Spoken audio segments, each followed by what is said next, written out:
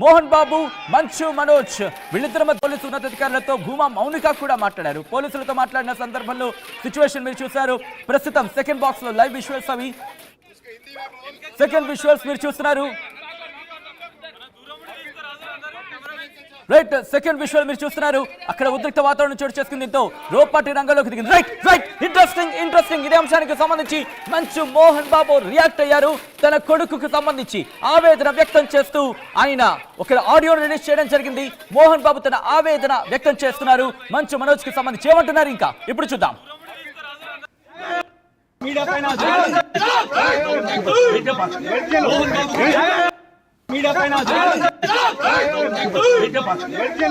మనోజ్ పెంచాను రా నేను అందరికంటే. లక్ష్మీ ప్రసన్న, విష్ణువర్ధన్ బాబు, మనోజ్ కుమార్, నిన్ను ఎలా పెంచాను రా నేను? అందరికంటే నిన్నే గారాభంగా పెంచాను రా. నీకే ఎక్కువ ఖర్చు పెట్టి చదివించాలని ప్రయత్నం చేశాను రా. నువ్వు ఏది అడిగినా నేను నీకు ఇచ్చాను రా.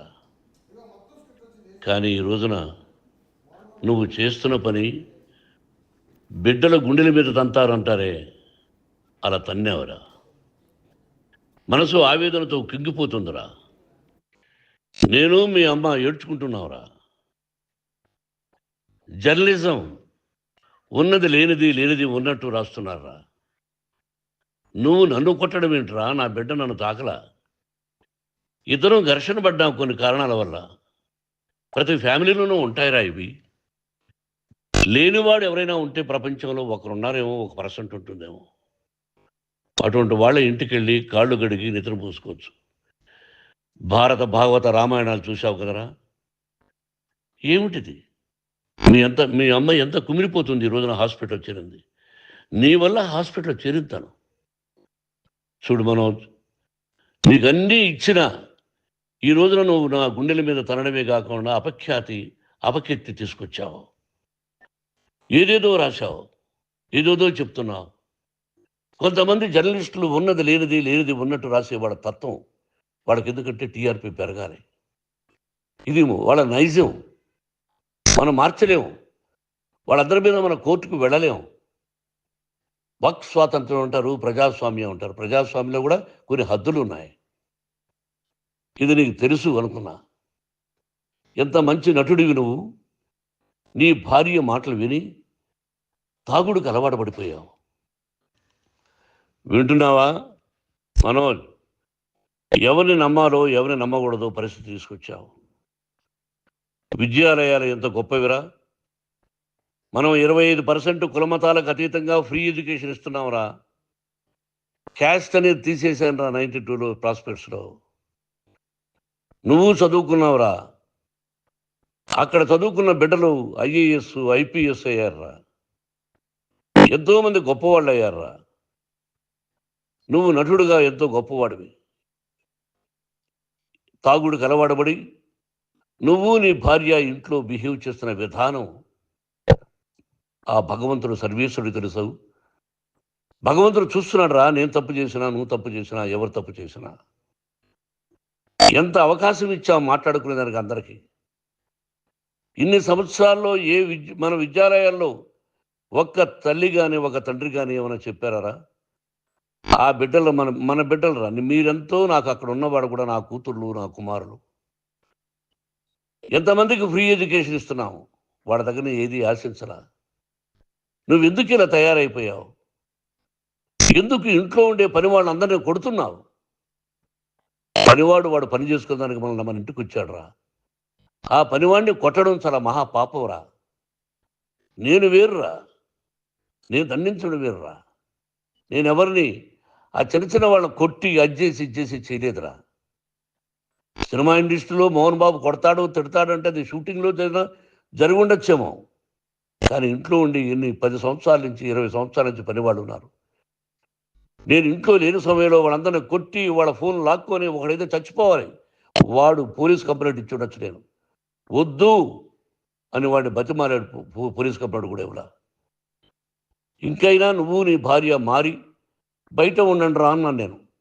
లేదు డాడీ, తప్పు చేయలేని ఒకసారి వచ్చావు, మళ్ళీ తప్పు చేశావు, మళ్ళీ వెళ్ళావు. మళ్ళీ ఈసారి తప్పు చేయనన్నావు. ఏమండి వీడు తప్పు చేయడం అని మీ అమ్మ చెప్పింది. ఇంట్లో పెట్టుకున్నా. మళ్ళీ నువ్వు చేస్తున్నది, ప్రతిరోజు నువ్వు తాగుతున్న విధానం నీకే తెలుసు. ఇది ప్రజలు నమ్ముతారా లేదా అనవసరం నాకు. నేను నీకు చెప్తున్నా, ఇంతటితో ఫుల్ స్టాప్ పెట్టాలి.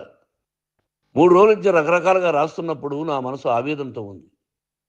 మళ్ళీ చెప్తున్నా, Mohan Babu university is a greater than temples. Greater than temples. బిడ్డలను కాలేజీలో చేర్చుకునే ముందు చెప్తారు, అన్నయ్య ఎంత ఉంది యూనివర్సిటీ రూల్స్, ఇది మా పద్ధతి, మీకు ఇష్టమైతే చేర్చండి. గవర్నమెంట్ బిడ్డలను గవర్నమెంట్ ఏమిస్తుందో ఇంత పర్సంటేజీ, వాళ్ళకు కూడా మీ దగ్గర ఎందుకు డబ్బు తీసుకుంటున్నాం అంటే దానికి అర్థం పరమార్థం చెప్పాము. దొంగతనంగా తీసుకోలేదు, ప్రతి దానికి చెక్కులు ఉన్నాయి, అది అకౌంట్ ఉంది. దానిలో తప్పులు జరిగితే డిపార్ట్మెంట్ ఉంది. కాలేజీలో ఇంకేమైనా తప్పు జరిగితే గవర్నమెంట్ ఉంది. ఇవన్నీ నీకు తెలుసు. ఈ రోజున ప్రపంచంలోనే నెంబర్ 1గా చేయాలని మీ అన్న కష్టపడి ఇతర దేశాల్లో నెంబర్ 1 యూనివర్సిటీ టైఅప్ చేశాడు.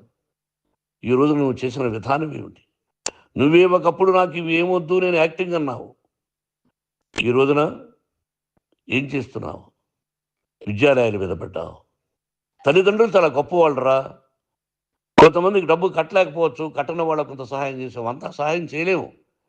బ్యాంకుల్లో డబ్బు కట్టాలి, లెక్చరర్స్కి డబ్బులు ఇవ్వాలి, యూనివర్సిటీ బ్రహ్మాండంగా నడపాలంటే మంచి లెక్చరర్స్ కావాలి. ఇవన్నీ తెలిసి చేస్తున్నావురా 32-33 సంవత్సరాల నుంచి. అది పక్కన పెడితే అందరినీ కొట్టడానికి వస్తావు. మీ అన్నం తిడతావు. ఒక వ్యక్తి వినయ్ గారని ఆయన వ్యక్తి హెల్ప్ చేయడానికి వస్తే ఆ వినయ్ ఎవరు లజ్జాగుడికి చంపేస్తాను వాడు అన్నావు. ఇవన్నీ ఎంత తప్పురా.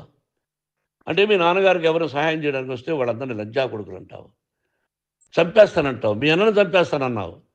చంపరా చూద్దాం మీ అన్న. నేనే అన్నా. తాకరా నీ ధైర్యం ఉంటే అన్నా.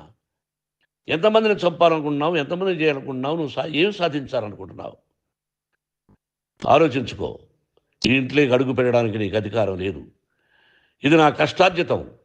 మా నాన్నగారు 10 రూపాయలు 10 పైసలు కూడా ఇవ్వలేదురా. మంచి జన్మనిచ్చాడు మా నాన్నగారు. మద్రాసుకు వెళ్ళి వీధుల్లో అడుగు తిన్నాను రా. ఒక పూట కూడా భోజనం లేకుండా అడుగు తిన్నాను రా. న్యాయంగా మోహన్ బాబు తిడతాడు కొడతాడంటారు కానీ మోసగడం అనలేదురా. నీట్ పార్లమెంటేరియన్గా బయట వచ్చాను రా. నువ్వు నా పరువు ప్రఖ్యాతులు మంట కలిపావు.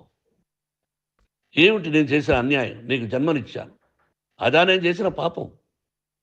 అందుకే ఇది నా ఇల్లు అన్నావు. నువ్వు నీ ఇల్లు కాదు.